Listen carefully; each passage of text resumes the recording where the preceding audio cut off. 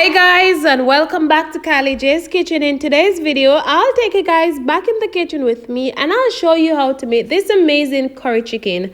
Go ahead and subscribe to my channel, turn on your post notification bell so you can always be notified whenever I upload a new video. Tell your friends, tell your family members about Kylie J's Kitchen and have them subscribe. So to a large bowl, I have my chicken. I already went ahead and chopped it up nicely, and I also cleaned my chicken, wash it with some lime and vinegar and some water, and I also pat dry just to get rid of some of that water. I will go in and add some curry powder. You can add any curry powder of your choice. I'm going to add some all-purpose seasoning, a little bit of chicken seasoning. I will also add some black pepper, and I'm gonna add some vegetable oil and combine everything well. Now, if you have more seasoning at home, you can always go ahead and add it. Remember to be creative, remember to be you in the kitchen, and just utilize whatever you have at home. Once everything is nicely combined, I like to just cover mine and leave it to the side for roughly about 30 minutes to an hour. Some persons tend to leave it for 15 minutes. It's up to you. You can do what you want to do, add what your family love.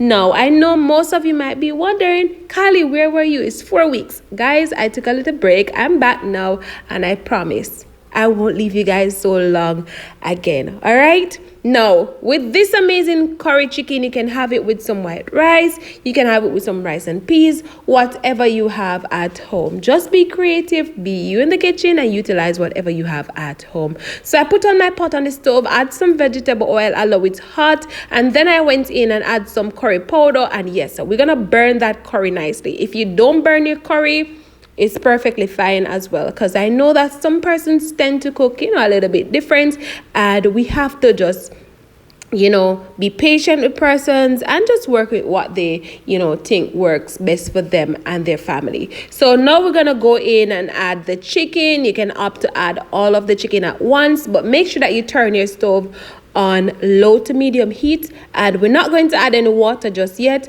We're going to allow the chicken to spring its own water. Yes, the chicken will spring a lot of water, and that is what you're going to use to cook your chicken. However, we're going to add just a small amount of water to the container that we season the chicken in, just to get all of that season out, so that we can pour it over the chicken later on down when the chicken is almost finished cooking. So this is what it looks like, and this is roughly about 10 minutes or so. I take off the lid and just combine everything well.